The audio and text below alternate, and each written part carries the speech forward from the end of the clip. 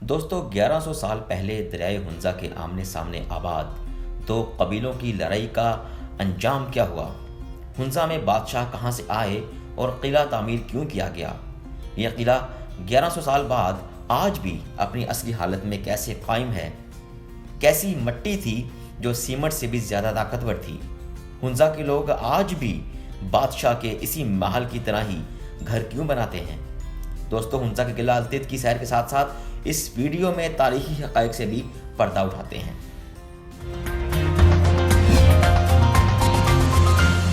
ناظرین، بات کر رہے ہیں پاکستان کے خوبصورت مقام ہنزا کے 1100 سال پرانے تاریخی قلعہ التت کی۔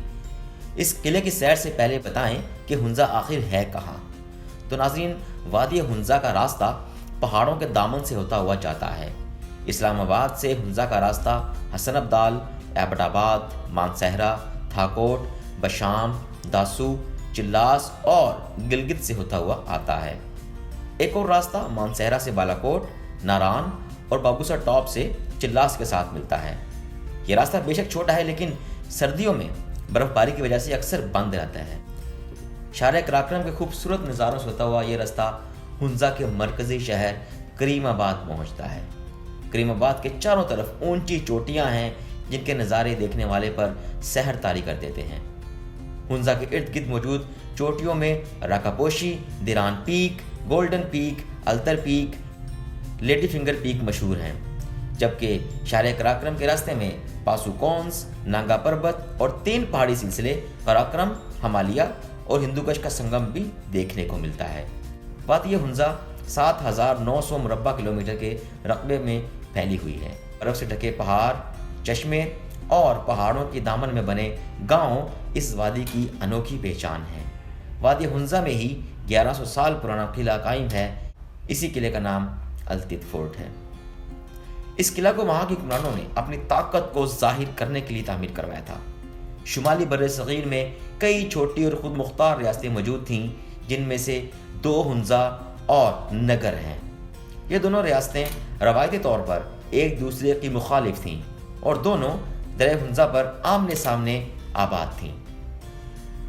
ان دونوں ریاستوں کے حکمرانوں کو تھامو یامیر کے نام سے جانا جاتا تھا۔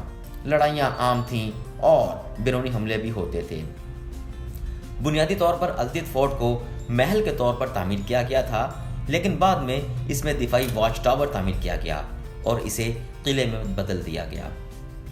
اس محل کی کھڑکیوں سے دریائے سندھ کا خوبصورت نظارہ کیا جا سکتا ہے۔ روایتی کہانیوں کے مطابق 1100 سال پہلے کے حکمران یعنی میر آف حمزہ نے بلتستان کی شہزادی شاہ خاتون سے شادی کی۔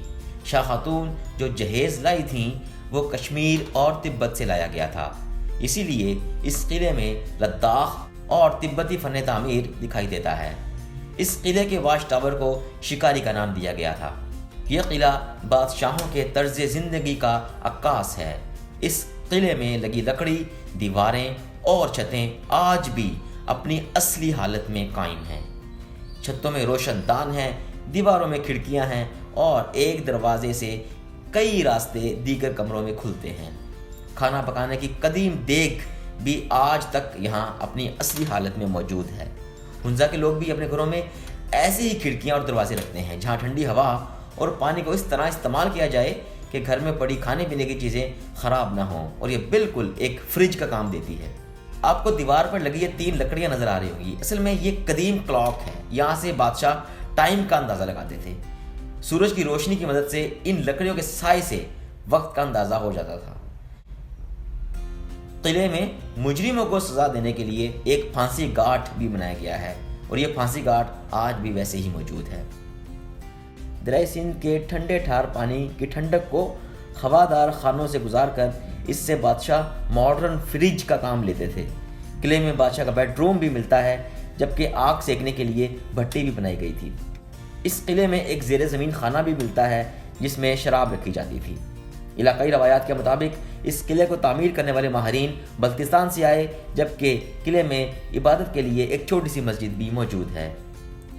التت کا قلعہ جس علاقے میں واقع ہے وہاں سے قدیم شاہراہ ریشم گزرتی ہے، جہاں سے کبھی تاجروں اور قافلوں کا گزر ہوا کرتا تھا۔ قلعے کے کسی بھی دیوار کی کھڑکی کھولیں تو دریائے سندھ کے سبز پانیوں کا دل چھو لینے والا نظارہ ملتا ہے۔ چاروں طرف برف پوش چوٹیاں اس قلعے کی خوبصورتی کو چار چاند لگا دیتی ہیں۔ قلعے کے بارے میں کہا جاتا ہے کہ اسے ایک چٹان کے اوپر 6 مختلف درجوں میں تعمیر کیا گیا۔ سن 2006 سے 2009 کے درمیان آغا خان ٹرسٹ کی جانب سے اس قلعے کی تعمیر نو کا کام شروع کیا گیا اور 2007 میں اس قلعے کو لوگوں کے لیے بطور سیاحتی میوزیم اور ثقافتی مرکز کے دوبارہ کھول دیا گیا۔